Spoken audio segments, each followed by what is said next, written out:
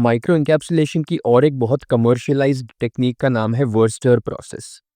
Final result में आपको बीच में एक कोर मटेरियल चाहिए जो कि मैंने यहाँ पर ग्रीन कलर में बनाया हुआ है, और उसके आसपास कोटिंग मटेरियल का एक कोट चाहिए जो कि मैंने यहाँ पर ब्लू कलर में बनाया हुआ है।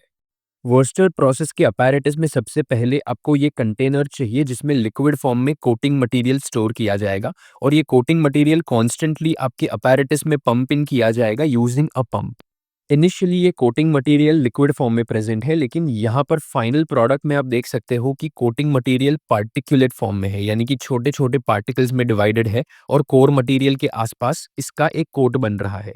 सो ये कोटिंग मटेरियल को छोटे पार्टिकल्स में डिवाइड करने के लिए यहाँ से एटमाइजिंग एयर एंटर करवाई जाती है।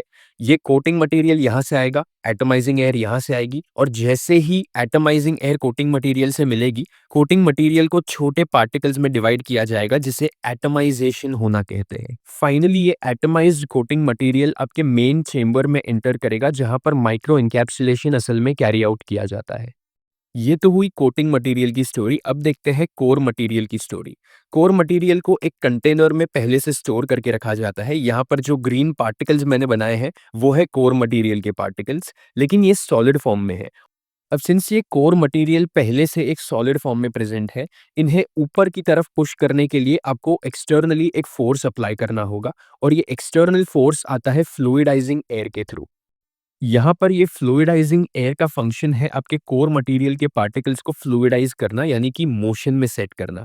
यहाँ पर आप देख सकते हो, यहाँ से फ्लूइडाइजिंग एयर आती है, इन पार्टिकल्स के बीच से होकर जाती है, और फाइनली इन पार्टिकल्स को एक मोशन में सेट करती है।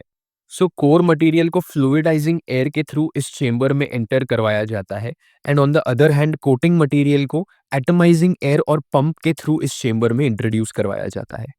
इस चेंबर में कोर मटेरियल और कोटिंग मटेरियल दोनों एक सर्टेन फ्लो फॉलो करते हैं। अब आप देख सकते हो कि स्टार्ट में जब कोर मटेरियल ये चेंबर में जस्ट एंटर किया है, इसके आसपास इतना यूनिफॉर्म कोटिंग नहीं लगा हुआ है। लेकिन स्लोली बट श्योरली जैसे ही ये कोर मटेरियल इस चेंबर में प्रोग्रेस करता है, इसके फ्लो में प्रोग्रेस करता है, एंड तक आते आते इसके आसपास एक बहुत ही यूनिफॉर्म कोट लग जाता है।